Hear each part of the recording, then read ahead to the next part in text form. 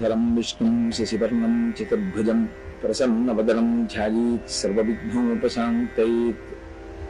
గురుర్బ్రహ్మా గురుర్విష్ణుః గురుర్దేవో మహేశ్వరః గురుః సాక్షాత్ పరబ్రహ్మ తస్మై శ్రీ గురవై నమః. వ్యాసాయ విష్ణురూపాయ వ్యాసరూపాయ విష్ణవే నమో వై బ్రహ్మనిధయే వాసిష్ఠాయ నమో నమః. కూజంతం రామ రామేతి ముఖరం మధురాక్షరం ఆరుహ్య కవితాశాఖాం వందే వాల్మీకికోకిలం. శ్రుతిస్మృతిపురాణానాం ఆలయం కరుణాలయం నమామి భగవత్పాదశంకరం లోకశంకరం. వాగర్ధావివ సంపృక్తౌ వాగర్ధ ప్రతిపత్తయే జగతః పితరౌ వందే పార్వతీ పరమేశ్వరౌ. సూక్తిం సమగ్రయతున స్వయమైవ లక్ష్మీః శ్రీరంగరాజమహిషీ మధురైః కటాక్షైః. వైదగ్ధ్యవర్ణగుణగుంభనగౌరవైర్యాం కండూలకర్ణకుహరాः కవయోధయంతి. హైమోధ్వపుండ్రమజహన్మకుటం సునాసం మందస్మితం మకరకుండలచారుగండం బింబాధరం బహుళదీర్ఘకృపాకటాక్షం శ్రీవేంకటేశముఖమాత్మని సన్నిధత్తాం.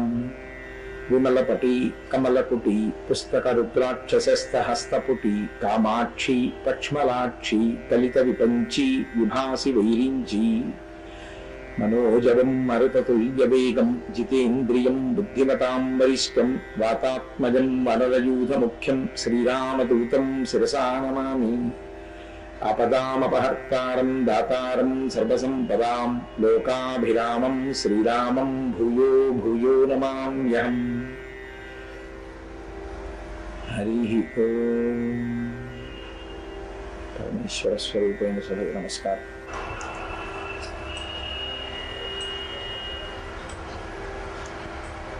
మా తండ్రి గారు సుందర శివరావు గారని మహానుభావుడు, నాకు ప్రాతస్మరణీయులు, తండ్రిగాను పరమభక్తి తత్పరులుగాను కూడా. వారు మా వంశ ప్రవరని మా పినతండ్రులు మా పెద్దతండ్రులు గురించి చెప్పుకుంటూ ఒక పద్యం చేసుకున్నారు. ఆత్రేశవోత్రాణ ఆరాధ్య కులమున యాజుషేఖలో నవతరించి విద్యాది గుండవు వీర శరభయాఖ్యుడు అస్మత్ పితామహుండు.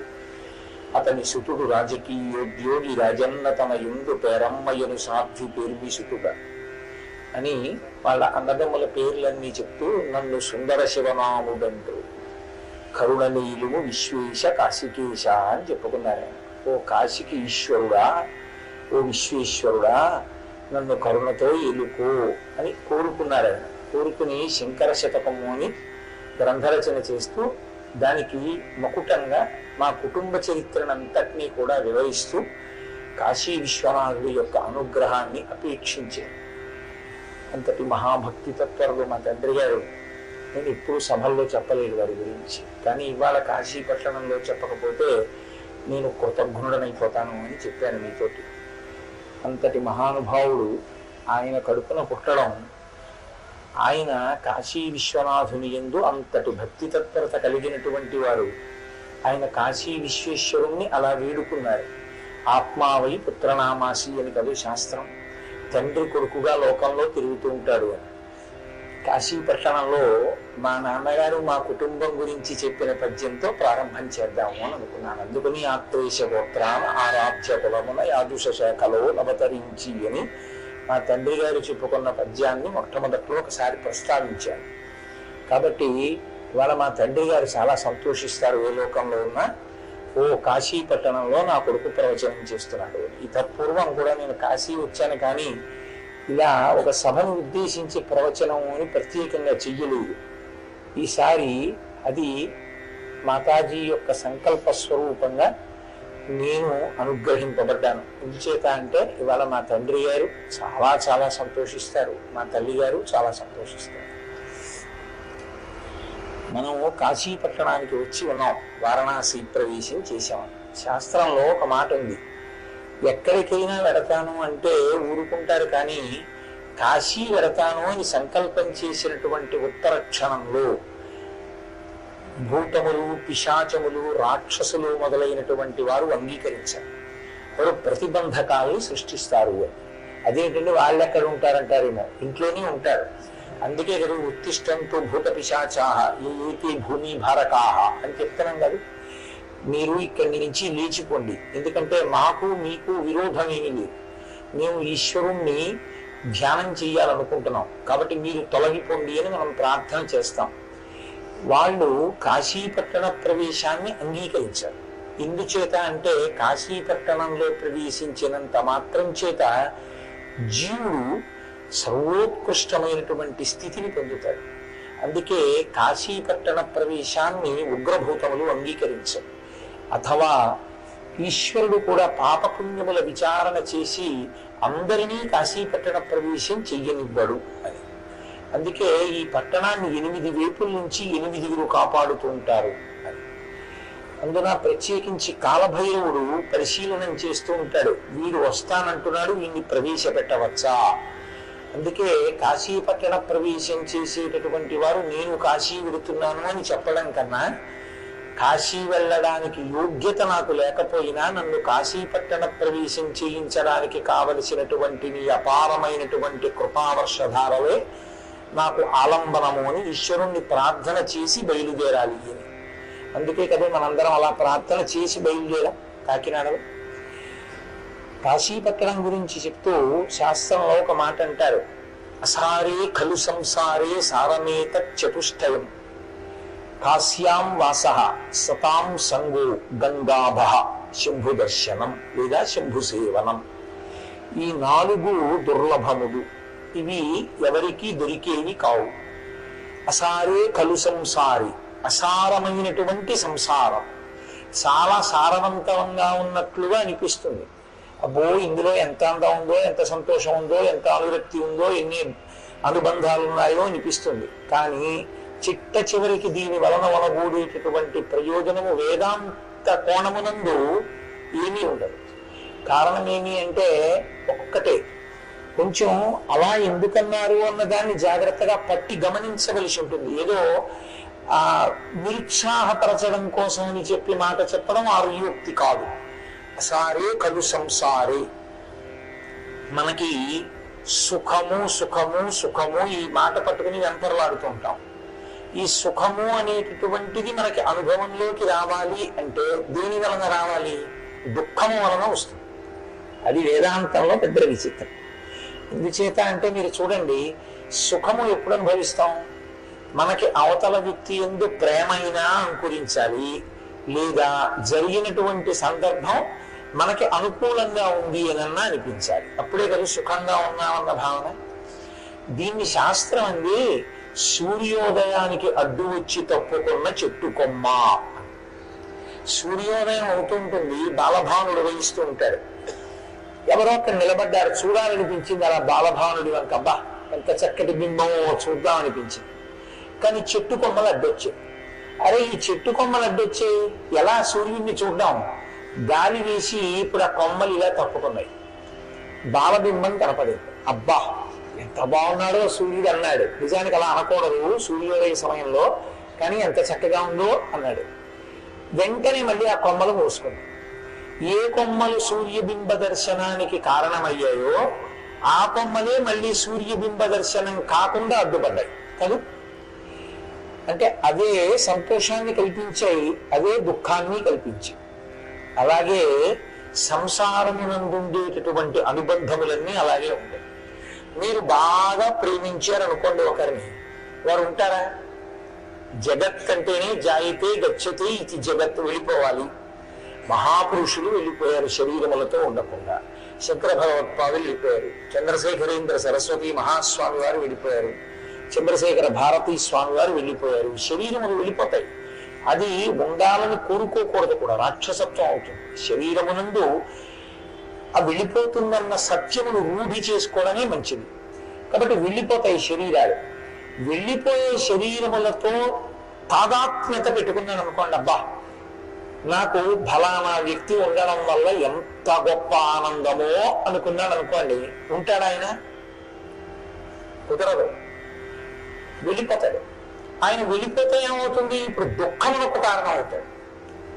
అలాగే ఒక ఆయన ఉండడం మనకి ఇష్టం లేదు, కానీ ఆయన ఉండకుండా చేయడం దోషం, ఆయన ఉన్నాడని బాధపడ్డము దోషం. కాబట్టి ఈ ఏది సుఖమును కల్పించిందో అదే దుఃఖమును కూడా కల్పిస్తూ ఉంటుంది. సంసారమునందుండేటటువంటి లక్షణం ఏమిటంటే ఏ ఒక్కటి అన్ని వేళలా కేవలము సుఖకారకములు కావు. ఇంట్లో వస్తువులు కానివ్వండి, అనుభవించే సుఖాలు కానివ్వండి, అథవా భార్యాబిడ్డలు కానివ్వండి, ఎవరైనా సరే. ఎందుకని అంటే ఒక్కటే, శాస్త్రంలో ఒక మాట అంటారు, మనిషి ఎప్పుడు ఏం కోరుకుంటాడంటే ప్రస్థానమునందు తోడు అడుగుతాడు. ఒక ప్రయాణం చేస్తున్నాను అనుకోండి, పక్కన ఎవరైనా ఉంటే బాగుండు అంటుంటాడు. అది ఒక అలవాటుగా ఉంటుంది. ఎప్పుడూ ఒకరితో ఉండాలి. ఎందుకంటే పుట్టుక నుంచి అది లక్షణం. అమ్మ కడుపులోంచి బయటకు వచ్చినప్పుడు అమ్మ పక్కన ఉంది. ఆ తర్వాత చాలా చాలా అనుబంధాలు వచ్చాయి. ఎప్పుడు ఎవరో ఒకరు ఉండాలని కోరుకుంటాడు. చాలా పెద్ద నిర్వేదం ఎప్పుడు కలుగుతుందంటే దీన్ని జీవుడు విడిచిపెట్టిన ఉత్తర క్షణంలో అందరూ వదిలిపెట్టేస్తారు. కాయము వీడి జీవుడతి కంపిత చిత్తత నీగు చుండవు నాయనయంచు ఎచ్చు నిజ నందన నందినులైన కాని కందోయిని భస్మములు తొలుత దుఃఖమహాంబుది సొచ్చు పత్నియున్ కాయము వీడిరారు కదా చేసిన కర్మము పుణ్యము తప్ప శంకరా. ఏదొస్తుంది? ఇది విడిచిపెట్టి వెళ్ళిపోయే సమయం ఆసన్నం అవుతుంది. ఎందులోంచి జీవుడు ఉత్క్రమణం అవుతుంటాడు, పైకి లేచిపోతుంటాడు.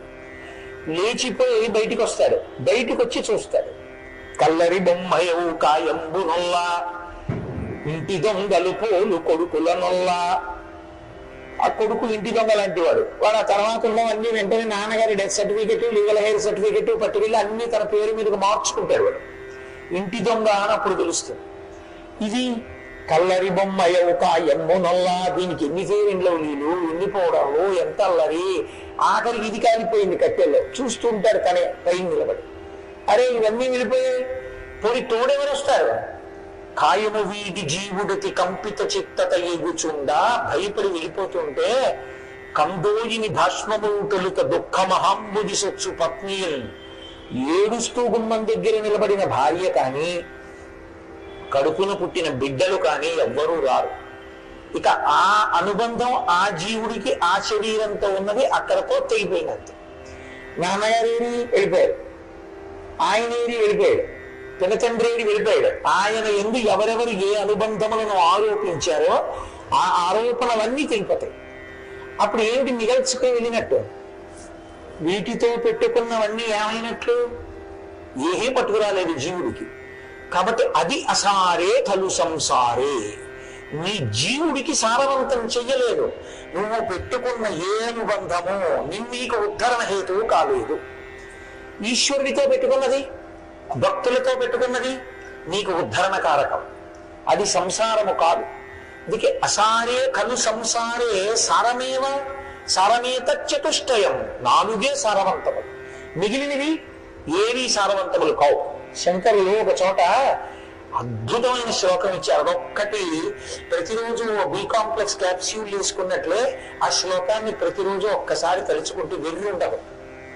ఆయన అన్నారు, కింవానేన ధనేన వాజికరిభి ప్రాప్తేన రాజ్యేన కింవా పుత్ర కలత్ర మిత్ర పశుభి దేహేన గేహేన కి జ్ఞాతైతక్షణ భంగురం సపదిరోత్యద్యం మనోదూరత స్వాత్మార్థం గురువాక్యతో భజ భజ శ్రీ పార్వతీ వల్లభం. గురువాక్య శ్రవణం ఇందుకు చేయమన్నారు. కింవానేన ధనేన వాజికరిభి. సంపాదించి తెచ్చినవి చాలా ఉన్నాయి. ఏవి వస్తాయి తనతో? అన్నిటికన్నా ముందాగిపోయేది ఇది కింవానేన ధనేన.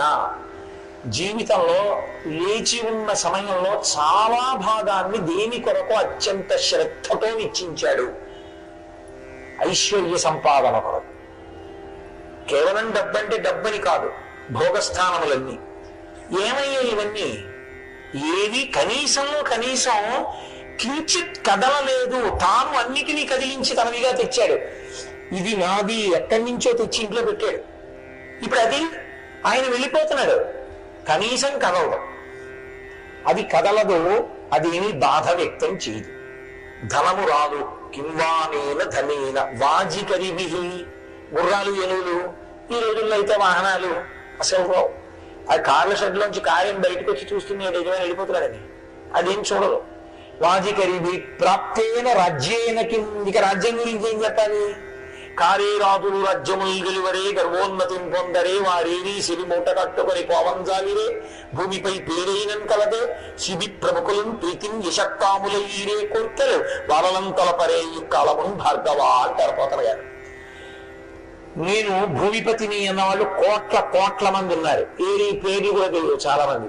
వాడు ఉన్ననాళ్ళు భూమిపతిని అన్నాడు, వెళ్ళిపోయాడు. కాబట్టి కింవానేన మాజికరిభిప్రాప్తేన రాజ్యేన కింవా పుత్ర కలత్ర మిత్ర పశుభి గేహేన కిం. ఇక భార్య, పిల్లలు, స్నేహితులు ఇవన్నీ ఎక్కడ ఉన్నాయి? ఆఖరి ఊపిరి బయటికి వెళ్ళిపోగానే దాంతో సంబంధం అంతా తెగిపోయింది. అందరూ వదిలిపెట్టేశారు. గేహేన కిం. శరీరమే తోడు రాదు, అదే కాలిపోతుంది. ఇక్కడ శరీరం ఇక్కడ వదిలిపెట్టేస్తాం. కాబట్టి గేహేన కిం. మరి ఏవి నీ జీవుణ్ణి ఉద్ధరించేవి కావు, నీ జీవుడితో వచ్చేవి కావు, నీకు రక్షణ ఉద్ధరణ కల్పించగలిగేవి కావు.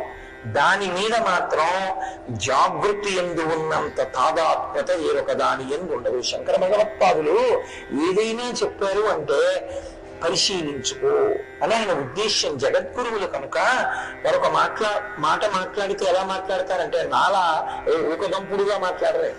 ఆయన ఒక్క పాదం చెప్తారు. నాన్న బాగా విచారణ చెయ్యి. కింవానేన ధనేన. జబ్బు కోసం వెంపర్లాడి తిరుగుతున్నాయే.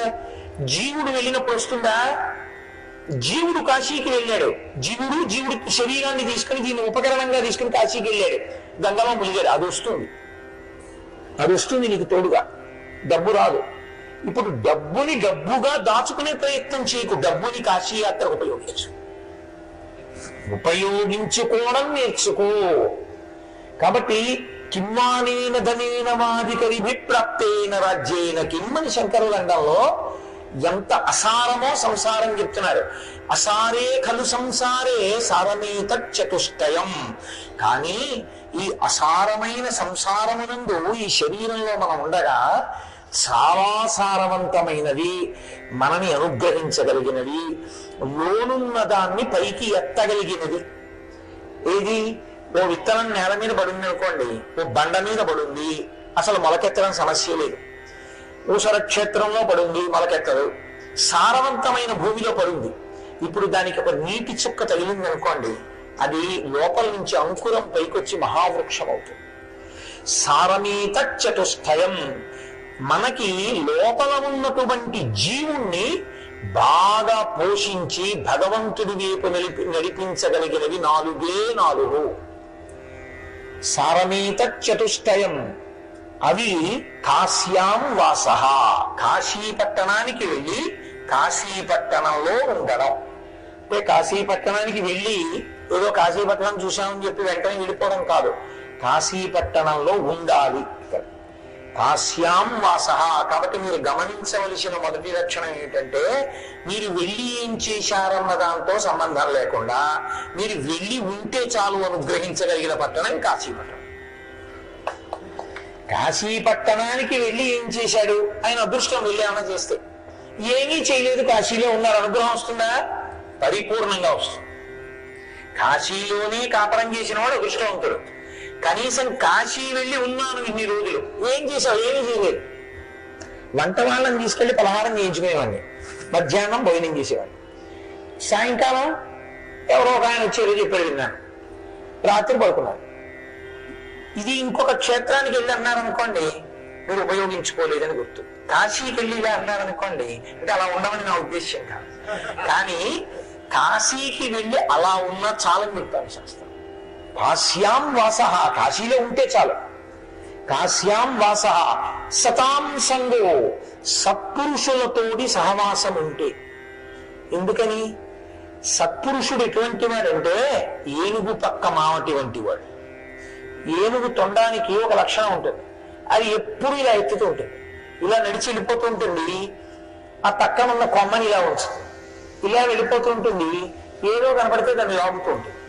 మావటి పక్కన నడుస్తున్నారు అనుకోండి, ఇలా తొండని ఎత్తినప్పుడల్లా ఒకసారి ఇలా అంటాడు, అంటే ఇలా దింపేస్తూ ఉంటుంది. ఏమి పాడు చేయదు. అలాగే మన మనస్సు కూడా ఏనుగు తొండంలో ఊగుతూ ఉంటుంది. ఎప్పుడు దేని వైపుకు వెళ్ళిపోదామా అని. పక్కన ఒక సత్పురుషుడు ఉన్నారనుకోండి, ఆయన అలా అటు ఇటు వెళ్ళనివ్వడు. ఆయన భగవంతుడి వైపుకి తిప్పుతాడు మావటి వాళ్ళ. కాబట్టి సతాం సంగో, ఒక సత్పురుషుడితోటి సహవాసము. సతాం సంగో గంగాభ, గంగా నదీ స్నానము. గంగా నది యందు మునుక స్నానము వేరు. స్నానములో అనేక రకాలు ఉంటాయి. నేను మీతో తరచు మనవి చేస్తుంటాను విషయాన్ని. నీళ్లు తీసి తల నుంచి పోసుకోవడం అనేటటువంటి ప్రక్రియ హీనాతిహీనమైనటువంటి ప్రక్రియ. స్నానము అంటే నిజానికి మజ్జనము. మజ్జనము అంటే తల మునిగేటట్టుగా నీటి ఎందు మునగాలి, మునిగితే స్నానం చేశాడని. కాబట్టి గంగాభ, గంగా నది యొక్క స్నానము. శంభు సేవనం, శంభు అంటే శంభావయతీతి ఇది శంభు. శంభు సేవనం నాలుగోది. శంభు అన్న మాటకి శంభావయతీతి ఇది శంభు. మనకి సుఖము అన్న భావనని ఇచ్చేవాడు, సుఖమును ఇచ్చేవాడు శంభుమూర్తి. అయితే అస్తమానం సుఖాలే ఇస్తూ వెళ్ళడం సాధ్యం అవుతుందా? మీరు ఆలోచించండి. అసలు దుఃఖస్పర్శ లేని సుఖము మనుష్య ప్రాణికి ఉండదు. ఎప్పుడూ సుఖమే అనుభవిస్తాను అన్నారు అనుకోండి, ఒక్కనాటికి వాడు మనుష్యుడుగా ఉండడానికి వీలు లేదు అని గుర్తు. అందుకే మనుష్య శరీరంలోకి వస్తే శంకర భగవత్పాదులంతటి వారికి భంగద్రవ్యాలు వచ్చింది, రామకృష్ణ పరమహంస అంతటి వారికి రాచపుండు పుట్టింది, రమణ మహర్షి అంతటి వారికి సర్కోమా పుట్టింది. జ్ఞాని దాన్ని సాక్షిగా చూస్తాడు, శరీరమే పుండు, పుండికి పుట్టిన పుండు అని. తప్ప ఎప్పుడూ సుఖంగా ఉండడం కుదరదు. ఎప్పుడూ సుఖంగా ఉండాలి అంటే కేవలము పుణ్యమే చేసి ఉండాలి. కేవలము పుణ్యమే చేస్తే అసలు మనుష్యుడిగా ఉండడు, దేవతగా ఉంటాడు.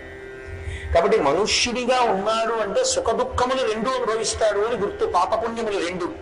కానీ మరి ఎదగడం అంటే దుఃఖమునకు సుఖమునకు సాక్షిగా ఉండగలిగిన జ్ఞానిగా పెరగగలగాలి.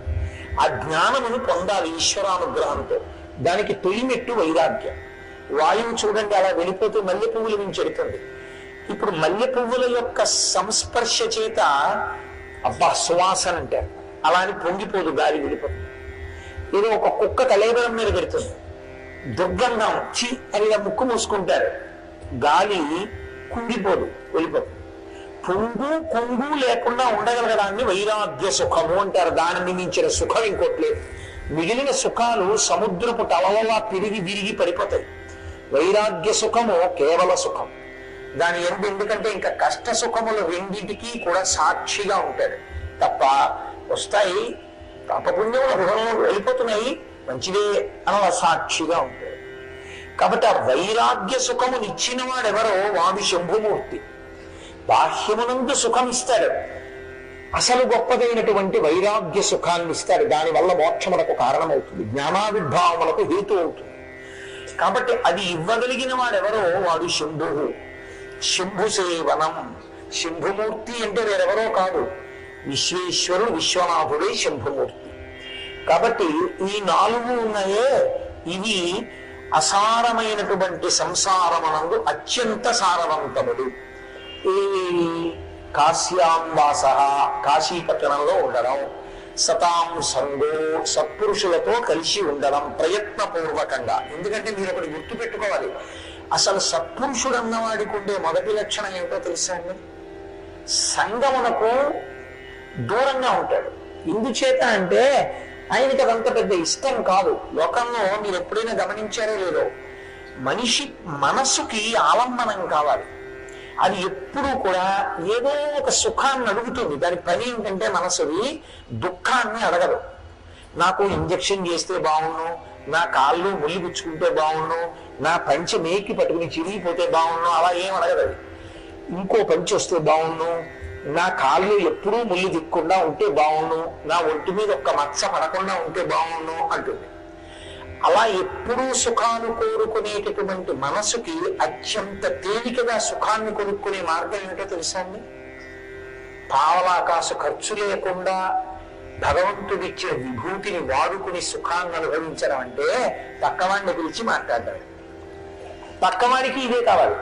అందుకే మనుష్య ప్రాణి ఎప్పుడూ ఇంకోటితో మాట్లాడుతూ ఉంటాడు. మీరు చూడండి, ఇప్పుడు కరెంటు పోయింది అనుకోండి, దానికి అవసరం ఉన్న వాళ్ళు వెళ్తే అర్థం ఉంది, దానికి అవసరం లేని వాళ్ళు ఎందుకు లేచి వెళ్ళడం? ఏదో కుతూహలం వెళ్ళిపోవాలి. కాబట్టి అది ఎప్పుడూ సుఖాన్ని కోరుతుంది. కాబట్టి ఏదో పుల్లు మాట్లాడుతుంది. ఇది సత్పురుషుడికి అసహ్యం. ఆయనకి ఏం కోరుకుంటుంటారంటే ఏకాంతం, భగవంతుడితో కలిసి ఉండాలి, భగవద్భక్తులతో కలిసి ఉండాలి, భగవత్ సంబంధం మాట్లాడాలి. తద్విరుద్ధంగా మాట్లాడుతున్నారనుకోండి విసుగ్గా ఉంటుంది ఆయనకి. అందుకని ఆయన సంఘానికి దూరంగా ఉంటాడు. నాకొద్దు వీళ్ళందరూ అని ఏకాంతంలో ఉంటాడు.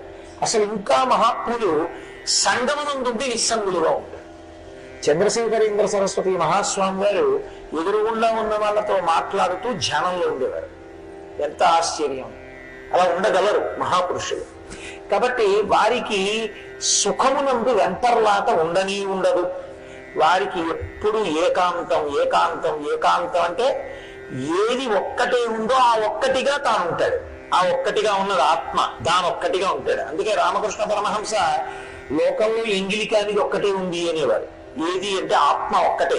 ఎందుకంటే మిగిలినవి ఏవైనా వర్ణించాను అనుకోండి, నేను చంద్రబింబాన్ని వర్ణిస్తే నా నోట్లోంచి వర్ణింపబడింది కాబట్టి నాలిక ఎంగిలి చంద్రబింబానికి తగిలినట్టే చంద్రుడి గురించి వర్ణిస్తే చంద్రుడు ఎంగిలి అయ్యాడు, సూర్యుడి గురించి వర్ణిస్తే సూర్యుడు ఎంగిలి అయ్యాడు. ఆత్మని చెప్పడం కుదరదు. ఎతో వాచో నివర్తంతే అప్రాప్య మనసా సహా. ఇక మనసు వాక్కు ఎక్కడ చెప్పలేక అనుభవంలోకి మాత్రమే వస్తుందో అది ఆత్మ. కాబట్టి ఆత్మ వాక్కుల చేత చెప్పబడదు. కాబట్టి ఆత్మ ఒక్కటే ఎంగిలి కాలేదు అనేవారు రామకృష్ణ పరమహంస. కాబట్టి అదిగో అటువంటిది ఇవ్వగలిగిన వాడెవరో, అటువంటి సుఖం ఇవ్వగలిగిన వాడెవరో, అటువంటి భాగ్యాన్ని జీవితంలో భగవద్భక్తితో హాయిగా ఎప్పుడు ఏదో భగవంతుడి గురించి ఆలోచిస్తూ, చదువుకుంటూ, జపం చేసుకుంటూ, స్మరిస్తూ, ధ్యానం చేస్తూ పరవశించిపోదామని ఏకాంతం కోరుకోగలిగినటువంటి స్థితికి ఎదగగలిగితే వాడు ధన్యాత్ముడు. సుఖదుఖముల యందు సమస్థితిలో నిలబడగలిగితే వాడు ధన్యాత్ముడు. అది ఇవ్వగలిగిన వాడు శంభుమూర్తి, విశ్వనాథుడు. కాబట్టి సతాం సంగో గంగాభ శంభు సేవనం, గంగా స్నానము, శంభు సేవనము, ఇవి 4 అంత గొప్పవి. మంచిదేనండి. కాశ్యాం వాస అంటున్నారు కదా, కాశీపట్టణంలో ఉండడమే అంత గొప్పది ఎందుకయింది? కాశీపట్టణంలో ఉండడం అంటే ఏం చేయాలి మీరు? కాశీపట్టణంలోకి ప్రవేశించాలి. దీనికి ఒక హద్దు ఉంది. 5 క్రోశములు అని, 5 క్రోశముల దూరం కాశీ. ఇంటిలోకి రావాలి, పట్టణం లోపలికి రావాలి. వస్తే ఇక్కడ సంకల్పం చెప్పేటప్పుడు అనేకమైన పేర్లు చెప్తారు. మహాశ్మశాని అంటుంటారు. కాబట్టి దీనికి మహాశ్మశానం అని ఒక పేరు వారణాసి పట్టణానికి. ఈ పట్టణం లోపలికి రావాలి. ఏమి కష్టమా? కలకత్తా వెళ్ళటలేదా, ఢిల్లీ వెళ్ళటలేదా, ఇంకో పట్టణం వెళ్ళటలేదా? కాశీలోకి రాలేవు. కారణం ఏమి అంటే నేను కాదు చెప్పవలసింది, పరమశివుడు చెప్పాడు. లోకానికి ఎప్పుడైనా జ్ఞానం ఇవ్వవలసి వస్తే పార్వతీదేవి పరమేశ్వరుణ్ణి ప్రశ్నిస్తుంది. పరమేశ్వరుడు ఆవిడికి చెప్తూ ఉంటాడు. ఆవిడ ద్వారా లోకానికి అందుతూ ఉంటుంది. ఆయనే పార్వతీదేవితో ఒకప్పుడు కాశీపట్టణం ఎందుకంత గొప్పదో, కాశీపట్టణంలోకి ఎందుకు అసలు లోకులు ప్రవేశించడం అంత సాధ్యం కాదో, కాశీపట్టణంలోకి ప్రవేశించి ఉండగలిగాడు అంటే అంత గొప్పది ఎందుకైందో చెప్పాడు. చెప్తూ ఆయన అన్నాడు, అనిశంబు మన చేత అవిముక్తమయ్యుంట ముగ్ధాక్షి ఇది అవిముక్తమయ్యే, మనకు ఆనందంబునరించు కావున ఆనంద విపినాభిదానమయ్యే. ఓ పార్వతి, దీనికి ఎన్ని పేర్లు ఎందుకు వచ్చాయో నేను చెప్తున్నాను విను. సంవసింతు మహాశ్మశాన భూములనే కాన నేనుంట మహాశ్మశానమయ్యే, నూరంత ప్రొద్దుండ ఉండు రుద్రుండ నేను గుట చేసి ఇది రుద్రగేహాఖ్యయ్యే, వరుణయు అసియు కలియును ఇట అక్షర సరవితో కూడి వారణాసి సంజ్ఞయ్యే, గాశ్రుదీప్తాయనంగా విఖ్యాతమైన ధాతువున కాశీయ్య భూతలంబునందు అని చెప్పాడు. ఓ పార్వతి, పట్టణానికి ఒక్కటే పేరు కాదు, అనేకమైన పేర్లు ఉన్నాయి. దీనికి ఈ పేర్లు ఎందుకు వచ్చాడో తెలుసా? అనిశంబు మన చేత అవిముక్తమయ్యుంట ముగ్ధాక్షి ఇది అవిముక్తమయ్యే. ఈ పట్టణాన్ని నేను ఎప్పుడూ విడిచిపెట్టను. ఇప్పుడు మీకు వెంటనే ఒక అనుమానం వస్తుంది, అసలు భగవంతుడు లేని ప్రదేశం ఉంటుందా అండి? ఉండదు కదా. మరి ఈ పట్టణం ఒక్కటే నేను ఎప్పుడూ విడిచిపెట్టను అని ఎందుకన్నాడు శివుడు అంటే, ఎంత పవిత్రమైన ప్రదేశమైనా ఆ ప్రదేశం అంతా కూడా మహాప్రలయమునందు పరమేశ్వరుని యందు లీనమైపోతుంది. అప్పుడు ఇంకా ఏమి ఉండవు. పోతన గారు భాగవతంలో వర్ణిస్తారు, లోకంబులు లోకేశులు లోకస్తులు తెగిన తుది అలోకంబగు పింజీకటి కావల ఎవ్వండేకాకృతి వెలుగు అతని నేసేవింటుందంటారు. అప్పుడు లోకాలు ఉండవు, లోకస్తులు ఉండరు, అంటే ఇందులో ఉండేవారు ఉండరు, లోకేశులు వీటిని పరిపాలించే వాళ్ళు ఉండరు. తెగిన తుది ఇవన్నీ కూడా నీటిలో కలిసిపోయిన తర్వాత సూర్యచంద్ర ప్రకాశం ఆగిపోతే కటిక చీకటి ఆవరిస్తుంది. అలోకంబకు పింజీకటి కావల ఎవ్వండేకాకృతి వెలుగు, వీటికి అవతల ఒక్క ఆయన ఉండిపోతాడు. నతత్ సూర్యోభాతి చంద్ర తారకం నేమా విద్యుతో భాతి కుతోయమగ్ని, అక్కడిక సూర్యచంద్రులు ఎవరు ఉండరు, ఆయన ఒక్కడే ప్రకాశిస్తూ ఉంటాడు. అలా ప్రకాశించేటటువంటి పరమాత్మ ఒక్కడు ఉండిపోయి సమస్తమైనటువంటి బ్రహ్మాండములు లయమైపోతాయి, మహాప్రలయంలో అయిపోయి పరమేశ్వరుడిలో చేరిపోతాయి. అది మైనపు ముద్ద నల్లపూసల మధ్యలో పడి దుల్లితే, లేదా ఇలా ఇలా ఇలా అంటే నల్లపూసలన్నీ ఎలా అంటుకుంటాయో అలా బ్రహ్మాండములన్నీ పరమేశ్వరుడికి అంటుకుపోతాయి, ఆయనలోకి వెళ్ళిపోతాయి. ఆ వెళ్ళిపోయేటటువంటి ప్రక్రియని మహాప్రలయము అంటారు. ఆ మహాప్రలయమునందు ఆయన చేసే తాండవానికి ఆవిడొక్కతే సాక్షి, ఇంకెవ్వరుండరు. అందుకే మహాప్రలయ తాండవ సాక్షిని అని పేరు ఆవిడికి. వాళ్ళిద్దరే ఉంటారు. తర్వాత ఆవిడ కూడా ఆయన సంకల్పము అణిగిపోయిన రూపంలో ఆయనలోకి వెళ్ళిపోతుంది. అందుకే పురమధి తురహో పురుషిక అంటారు శంకరాచార్య వారి సౌందర్యలహరిలో. నేనన్న భావన కూడా ఉండదు శివుడికి. తనలో తాను ధ్యానంలో మునిగిపోయి తానొక్కడుగా ఉండిపోతాడు. అప్పుడిక రెండవ పదార్థం అన్న కదలిక ఏదీ ఉండదు. కానీ అప్పుడు కూడా ఈ కాశీ పట్టణాన్ని మాత్రం మహాప్రలయంలో ఈశ్వరుడితో కలవదు. కలవకుండా దీన్ని ఒక్కదాన్ని ఆయన త్రిశూలం మీద పైకెత్తుతాడు. పైకెత్తి త్రిశూలం మీద నించోబెడతాడు. అంటే ఈ పట్టణం మహాప్రలయమునందు ఈశ్వరుడితో కలిసి పునఃసృష్టిని పొందదు. పునఃసృష్టిని పొందకుండా ఎప్పటికీ అలాగే ఉండిపోతుంది. ఆయనకి ఈ పట్టణం మీద అంత ప్రేమ, అంత ఇష్టం. అసలు నిజంగా ఒక మాట చెప్పాలంటే పార్వతీదేవి ఒక భార్య అయితే కాశీ ఒక భార్య పరమశివుడికి. పరమేశ్వరుడికి నలుగురు భార్యలు అని లోకంలో ఒక ప్రతీతి. గంగ యొక్కతే, గౌరి యొక్కతే, ఆకాశ గంగ యొక్కతే, కాశీ యొక్కతే, దక్షిణ కాశీ యొక్కతే, శంభునకు లోకనాయకునకు రాణివాసంబులు అనురాగ రసము పేర్మి అంటాడు శ్రీనాథుడు. ఈ నలుగురు పరమశివుడికి ఇల్లాళ్ళు. ఎవరు? గౌరీ యొక్కతే. గౌరీ అంటే పార్వతీదేవి. పార్వతీదేవి ఒక భార్య, మొదటి భార్య. గౌరీ యొక్కతే, ఆకాశ గంగ యొక్కతే.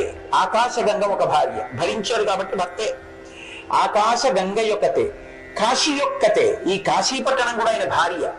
దక్షిణ కాశీ యొక్కతే, దక్షారామ క్షేత్రం, అది ఒక భార్య, ఆమె ఒక భార్య. కాబట్టి నలుగురు శంభునకు లోకనాయకునకు, లోకనాయకుడైనటువంటి పరమేశ్వరునికి రాణివాసములనురాగ రసము పేర్మి. ఆయన అనురాగం అంతా వీళ్ళ నలుగురి మీద ఉంటుంది. ఎంత ప్రేమో ఆయనకి నాలుగు అంటే. అందుకే ఈ నాలుగిటిలో దేని జోలికైనా మీరు వెళ్ళడం కానీ, వాటిని అపవిత్రం చేయడం కానీ, వాటిని పాడు చేయడం కానీ, వాటి గురించి తక్కువ చేసి మాట్లాడడం కానీ, వాటిని నిందించడం కానీ చేస్తే ఉత్తర క్షణంలో శివానుగ్రహం కోల్పోతాడు. అందుకే నాలుగు ఆయనకి అనురాగ రసమునకు కారణములు. అంతటి విరాగి అయి అంతటి జ్ఞాని అయిన పరమాత్మకి. అందులో ఒకటి కాశీ. ఈ పట్టణాన్ని ఆయన త్రిశూలం మీద నిలబెడతాడు మహాప్రలయంలో. కాబట్టి అనిశంభు మన చేత అవిముక్తమయ్యి ఉంటా ముగ్ధాక్షి, ఇది అవిముక్తమయ్యే ఈ పట్టణాన్ని అవిముక్త క్షేత్రము అని పిలుస్తారు. ఎప్పుడు అసలు ఒక క్షణం కూడా మన ఇద్దరం ఇక్కడ కదలం. మీకు ఇంకొక మాట నేను చెప్పనా? ప్రతిరోజు విశ్వనాథుడు ప్రచ్ఛన్న రూపంలో లేకపోతే బ్రాహ్మణ రూపంలో కాశీ విశ్వనాథుడి ముక్తి మంటపంలో తిరుగుతూ ఉంటాడు. ఈ పట్టణంలో మధ్యాహ్నం వేళ ఏ ఇల్లాలి చేత్తో అన్నం పెడుతున్నా ఆవిడ అన్నపూర్ణమ్మ ఆవహిస్తుంది. ఆవిడే చెప్పుతుంది, ఆవహిస్తుంది ఆవిడ. ఈ పట్టణంలో వాళ్ళిద్దరు ఎప్పుడూ తిరుగుతుంటారు. అందుకే మీరు ఇక్కడ పడుకున్నా కూర్చున్నా నించున్నా పసిపిల్లవాడు అమ్మ ఒడి చుట్టూ అమ్మ పాదాల చుట్టూ ఆడుకోవడం ఎటువంటిదో కాశీ పట్టణంలో ఉండడం అటువంటి. అందుకే కాశీ పట్టణంలో ఉండడం అంటే పార్వతీదేవి యొక్క పవిట కొంగు పట్టుకుని పసిపిల్లాడు ఆడుకున్నట్టు ఆడుకోవడం, అమ్మవారి పాదాల దగ్గర తిరగడం, అయ్యవారి పట్టుపంచ దగ్గర తిరగడం, అయ్యవారి కాళ్ళ మీద కూర్చోవడం, పసిపిల్లాడిలాగా ఆయన కాళ్ళ మీద తల పెట్టుకోవడం, వాళ్ళిద్దరి పాదాల దగ్గర పడుకోవడం, వాళ్ళిద్దరి పాదాల దగ్గర అన్నం తినడం. ఇంతకన్నా ఏం చేస్తారు మీరు? ఇంకా ఏమైనా ఉండేది చేయడానికి? ఇంకేం లేవు. ఇవే చేసేవి ఏమైనా ఉంటే అదృష్టవశాత్తు ఇవి ఎక్కడైనా ఎప్పుడైనా ఎలా చేయాలంటే ధ్యానంలో చేయాలి. శంకర భగవత్పాదులంతటి వారు సౌందర్య లహరిలో అన్నారు, అమ్మా నేను ఎప్పుడమ్మా నీ చరణములను నీ పాదములను కడిగినటువంటి నీళ్లు పిబేయం విద్యార్థి తవ చరణ నిర్మీజన జలం కదా వాతాం దృష్ట్వా, ఎప్పుడమ్మా నిన్ను చూద్దాం, ఎప్పుడమ్మా నీ పాదోదకం తాగడం అని అడిగారు.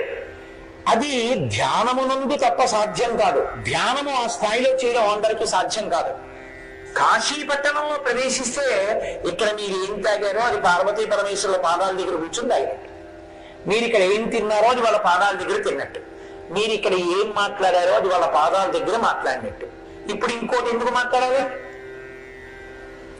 వాళ్ళ పాదాల దగ్గర కూర్చునే అదృష్టం 9 రోజులు ఇచ్చారనుకోండి, ఈ 9 రోజులు ఏం మాట్లాడాలి? జీవుడు ఉద్ధరణ కొరకు వాళ్ళ గురించి మాట్లాడాలి, భగవన్నామని చెప్పాలి, గొంతు అరిగిపోవాలి వాళ్ళ గురించి చెప్పుకోవడంలో, ధ్యానం చేసుకోవాలి, చక్కగా కూర్చుని సత్కార్యములను చేస్తూ ఉండాలి, తప్పించి వేరొక పని చేయకూడదు ఇక్కడ.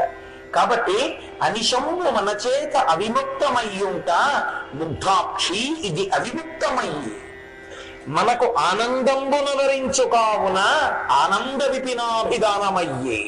దీన్ని ఆనంద కాననము ఆనందవనము అని పిలుస్తుంటారు, ఆనంద కాననము అని పిలుస్తారు. ఎందుకు పిలుస్తారో తెలుసా? అడిగి ఆనంద కాననమునకు అంటారు, ఆనంద కాననానికి వెళ్ళొచ్చాడు ఆయన అంటారు. ఎందుకని అంటే ఇది మనకి ఆనందాన్ని ఇస్తుంది పార్వతి అన్నాడు ఆయన. ఈ పట్టణం అంటే ఆయనకు అంత ఇష్టంట. ఆయన ఇక్కడే తిరుగుతుంటాడు, ఎప్పుడు ఇక్కడే బయటికి వచ్చి వైష్ణోదేవిని చేసినటువంటి వాళ్ళు ఎవరైనా ఉంటే అన్నం తిందామని ముక్తి మంటపంలో తిరుగుతూ ఉంటాడు. ఇంకా చిత్రం ఏంటో తెలుసా అండి?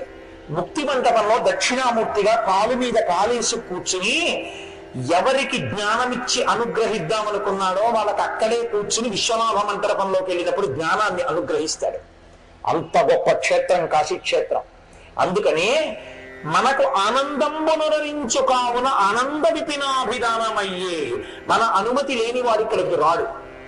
మన అనుమతితో లోపలికి వచ్చిన వాడు అంటే వాడు మనవాడై ఉన్నవాడు అని గుర్తు.